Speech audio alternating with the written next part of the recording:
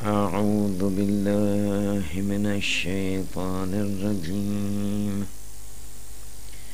بسم الله الرحمن الرحيم الحمد لله رب العالمين بارئ الخلائق أجمعين وباعث الأنبياء والمرسلين الذي بعد فلا يرى وقرب في شهد النجوى تبارك وتعالى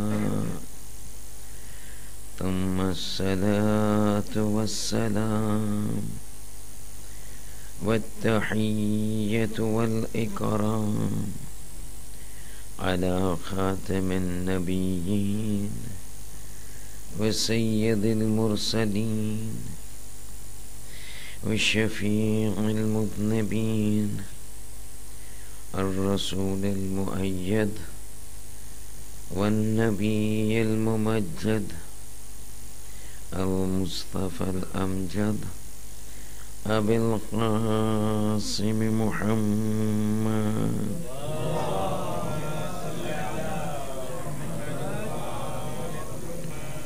وعلى آله الطيبين الطاهرين المعصومين المظلومين لا سيما على الإمام المنتظر وحجة الله الثاني عشر ابن العسكري المنتظر ولعنة الله على أعدائهم أجمعين من الآن إلى قيام يوم الدين أما بعد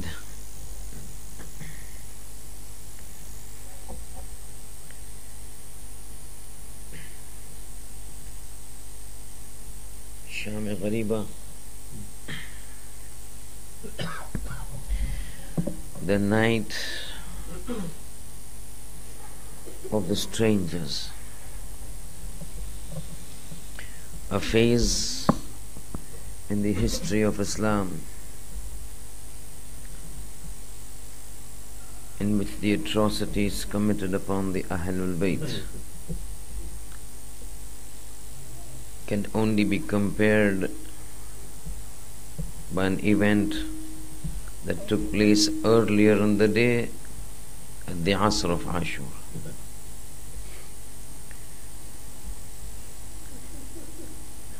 Normally when you sit for a Majlis, you don't see this darkness.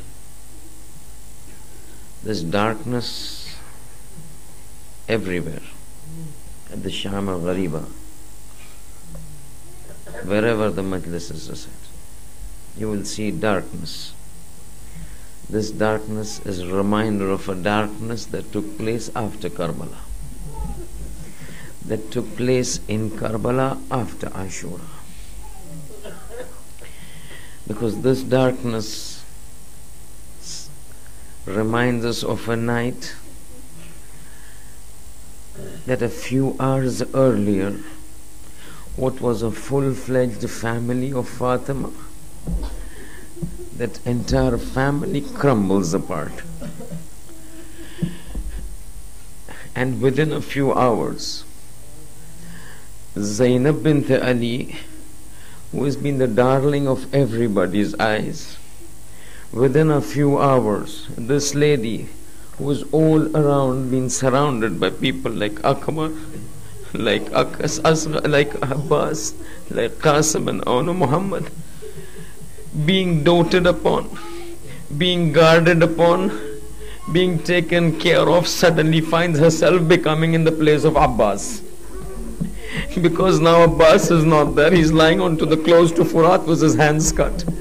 There is no Akbar because Akbar is sleeping in the battlefield with a lance pierced in his chest. There is no Awna Muhammad, there is no Qasim.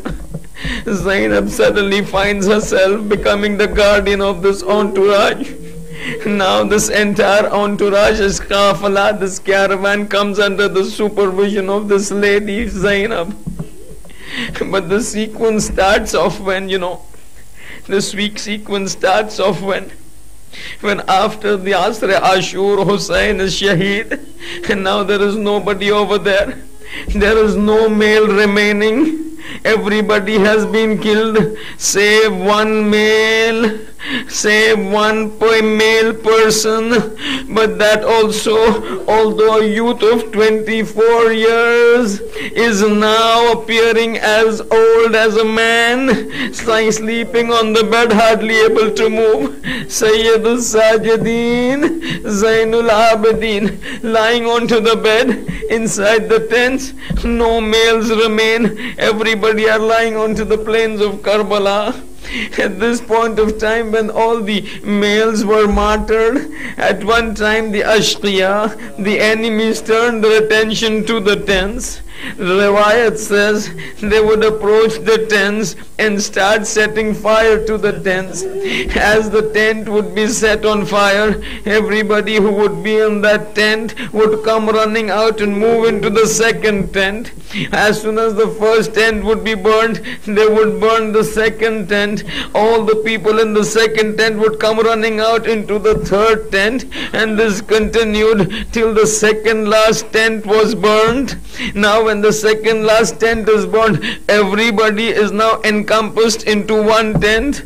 In this tent you have Zainab, in this tent you have Kulthum, you have Sakina, and you have Sayyid al-Sajideen, who cannot even move. Now the Ashqiya and the enemies turn their attention to this last tent, and they burn this tent. As soon as this tent is burned, Hamid ibn Muslim says, when I saw the last tent being burned, for some time nobody came out, but then when they started to come out, all of them came out en masse. Something of this sort was asked to Imam Sajjad in Medina sometime later. He is asked, Yabna Rasulullah, when the last tent of yours was burnt, how did the members of that tent come running out? Tears come into the eyes of Imam Sajjad. In his hands there is a tasbih. He looks at the tasbih and says, "Ey Rawi, of one who is questioning me, look at this tasbih. If the string of the tasbih breaks, how will the beads get scattered? When our last tent was burned, this is how the members of the family got scattered. Some going towards the Furat, some running towards the Maqbal." Hamid ibn Muslim says, when the last tent was burned, for some time nobody came out, but when they came out all together, like the beads of the tasbih scattering across the deserts of Karbala. But Hamid ibn Muslim says, I was watching the tent burn, I was watching the burning of the tent. I saw out of last person to come out, the last person to come out of the tent was a small little girl, 3-4 year I could guess. You guessed it, Sakina bint al-Hussein. He said when she came out, she was in an ajib state, because when she came out, the hems of her dress had caught fire. But as she came, the tent was put on fire, so the dress caught fire. But she is saying, Hamid ibn Muslim, he is a member of the force of Yazid. He is saying, I saw this girl come running out, but the hem of her dress had caught fire, but I don't know what was the problem, what was the gham, what was the trouble in her heart, that she was not worried about the fire on her dress. All along she would be beating her chest and says, oh Baba Hussein, where are you? Oh Chacha Abbas, where are you? I had children, so when I saw this small girl, her dress on fire, the love of paternal love rose up.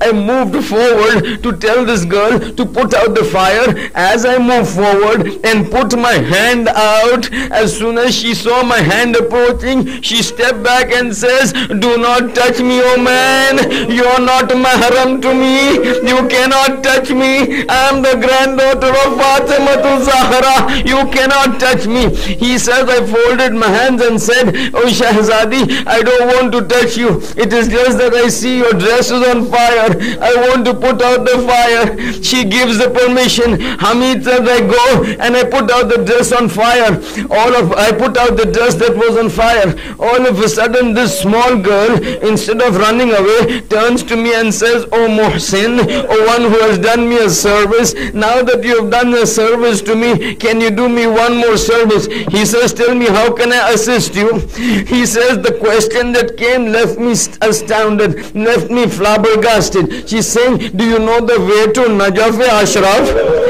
He's saying, I am surprised. This lady in Karbala, I just put out the fire, all her tents are burned, she wants the way to Najaf. He says, Shahzadi, but Najaf, what is there? Why do you want to go to Najaf? She says, you don't know. In Najaf, my grandfather, Mushkil Kusha, is lying there. I want to go to Najaf. I want to clasp his grave and I want to complain, oh Mushkil Kusha of the universe, for all the yatims you go to help, you never came to help this yatim Sakina. You never came to help this yatim Sakina. The children were scattered. Some went towards the Euphrates. Some ran towards the battlefield. Now Zainab and Kulthum had it in their hands, the responsibility of getting them all together. Zainab is telling Kulthum, the children are scattered. The tents are burned. There is no tent. There was no tent except the ashes. So let's go and pick up the children. Kulthum, you go towards Euphrates. I go towards the battlefield. He's saying, we started slowly picking up the children. Some were sleeping, we would pick them up, we would bring them. Some would be lying down, we would pick them up, crying, we would put them up. See, while they were going up to a certain distance, all of a sudden, while they were moving together, Kulthum and Zainab, they came across two bodies lying onto the ground. They under the tree. Zainab is telling Kulthum, do not make a sound. These children are probably sleeping. Let's not wake them up. If they wake up, it's dark at night. Abbas is also not there. They will get frightened. But as they approach, what did they see? They see these small little children with horses' hoops on their bodies. These were not people who were sleeping. These were dead bodies. Zainab is telling Kulthum, you pick up one lasha, I pick up another lasha. Till now Zainab was strong. Till now Zainab exhibited courage. But as soon as the child, the small lasha, came into her hands, the feminine feelings come to the fore. She turns to Furat and says, oh Abbas, look, you are not there, and your sister Zainab has to pick up the lasha. Hey Abbas, come to help me. But Abbas is not coming. Kulthum goes towards the Furat. Kulthum starts moving around. All of a sudden, as they start picking up the children, as they start collecting them, they put them to a place next to where the ashes were. All of a sudden Zainab is worried. Zainab is counting 1, 2, 3, 4. She sees somebody is missing. She turns to Kulthum and says, where is my Sakina? I can't see my Sakina. Where is my Sakina? They count again. Sakina is missing. Zainab says, before my son, my brother left for that Akhri Alvida, he said, gave me 2 wasiyat. One, he said, Zainab, do not forget me in Namaz al-Shab. And second, he said, this is my amanat Sakina, take care of her, Zainab. The amanat of my brother, I don't know where is he. I need to look for it. Zainab goes towards the battlefield. Aina Zukaina, Aina Zukaina, where are you? She doesn't hear any sound, but as she is going, she reaches the place in that depression where the cut head of the body of Hussein was lying. What does she see? She sees on that beheaded headless body of Hussein, Sakina clinging and sleeping. She's looking inside the depression, the body of Hussein, Sakina on top. She shakes the Sakina. Sakina, get up. You need to get up. You need to come with us. Sakina gets up, groggy. He's saying, where are you taking me? He's saying, you have to go to where the others are. You can't sleep here. He's saying, but why cannot I sleep here? Zainab says, nobody sleeps in the desert. For a moment she keeps quiet, but then she turns to Zainab and says, but my father is sleeping over here. But my father is sleeping over here. Zainab says, let your father sleep. You have to come. As they are going, something strikes Zainab. Something strikes Zainab. She turns to Sakina and says, Sakina, tell me something. When you ran over here, how did you recognize that this body belonged to your father? Normally bodies are recognized by two things, either by the face or by the clothes. Hussein's body did not have either of them. The head was severed and taken away. The clothes were looted and taken away. Sakina, how did you know this is your father? Sakina says, Auntie, when the tent was set on fire and I came running out, Shimr and Umar Asad were after me. Shimr was slapping me. Umar Asad was whipping me. I ran to the battlefield crying, Baba, help me. Baba, help me. All of a sudden, from this depression, from the headless body, I heard a sound saying, Ilayya Bunayya, come to me, my daughter. You like to sleep on my chest. This is your father. That is the reason I came. Sakina, Zainab says, come. You cannot sleep. She takes Sakina. She puts Sakina where the other children are there. They wait. But there is one question. All of us know, all of us have heard. After some time, water came into Karbala. Water came. How it came, leave it. The water came. I want to ask you a question. This entire, from the 7th of Muharram, the entire events that were unfurling, from the 7th of Muharram, water goes off. The water is struck off. The water is stopped. 3 days of hunger, 3 days of thirst. Everyone in the family suffering from thirst. Akbar died saying, I am thirsty, I am thirsty. Asghar, you heard, he was almost dead on the night of Ashur. Now with these scenario in front of the eyes of the mother, when the water would come before them, do you think that they would want to drink this water? Whenever that water would come before Rabab, would she not think, I wish this I could give it to my Asghar? Would Farwa not say, the water is coming now, my Qasim, where are you, Qasim, come bana? But what happens? This water comes, none of the bibis want to drink. Sajjad brings the water to Bibi Zainab. Say, Pupi, take this water. Zainab says, I cannot drink the water. I cannot drink the water. Sajjad says, Pupi, please drink the water. He's saying, Sajjad, you saw my brother killed thirsty. This water cannot go down the throat of Zainab. He's saying, you must drink it. Zainab says, Sajjad, I cannot drink it. He's saying, if you don't want to drink it, look at what I'm showing you. This Maulana Zaidi used to refer to this hadith.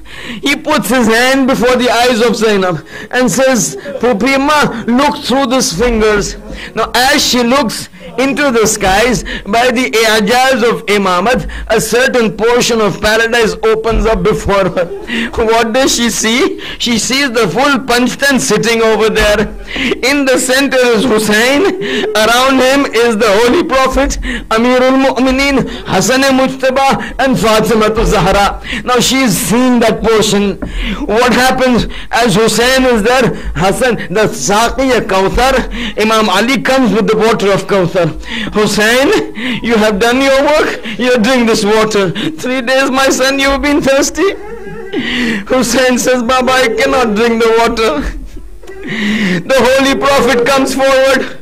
My son Hussein, you've passed your test. Take this water. He says, Nana Rasulullah, I cannot drink the water. Hassan-e-Mujtaba comes. Hussein, drink it. He says, Bhaiya, I cannot drink it. When all this talk was going, the Fatima was listening. She comes and takes Hussein in her arms. my son, your examination is done. I cannot bear to see you thirsty. Drink this water of Kauthar. He says, Amma, I cannot drink. Fatima asks, but why, my son? He says, look down, my Zainab is thirsty. I cannot drink the water. Sajjad tells Zainab, oh auntie, if you don't drink, my father is going to remain thirsty. For the sake of my father, drink the water. Zainab takes the water pitcher, but she doesn't drink. She goes and finds out where Sakina is sleeping and wakes her up. Sakina, get up. The water is come. This girl, from 3 days she's thirsty. The whole day she's tired. Now she's not only tired, not only thirsty, but also frightened. As soon as she wakes up, normal reaction would be, give me the water, I want to drink. But as soon as she gets up and Zainab says, Sakina, water has come, she doesn't drink the water. The first sentence that comes out is, my Chacha Abbas back? Has he come back? Zainab says, no, Abbas has not come back. The water has come. Drink the water. She takes the pitcher, she doesn't drink. He says, Pupi Amma, you drink the water first. You are also thirsty. You are also tired. Zainab says, no, Sakina, you are going to drink the water. Sakina says, if you are not drinking, then give it to my brother Sajjad. He's sick, he's unwell, he's weak, he deserves the water more. Zainab says, no, Sakina, you will drink the water. Sakina says, but you are not drinking the water. I'm giving it to Bhai Sajjad. You're saying he's not. But why should they not drink? Zainab says, you know, when there is water, the one who is the smallest needs to be given the water first. Now Sakina doesn't say anything. She takes the water bottle, but again she doesn't drink. She goes straight towards the battlefield. Zainab is saying, Sakina, where are you going? Drink the water. He's saying, Bhupi Amma, you yourself said, when the water comes, the youngest person needs to be given. Are my brother Asghar lying in the battlefield, I am going to give Asghar water. وَسَيَعْلَمُ الَّذِينَ ظَلَمُوا أَيَّ مُنْقَلَبٍ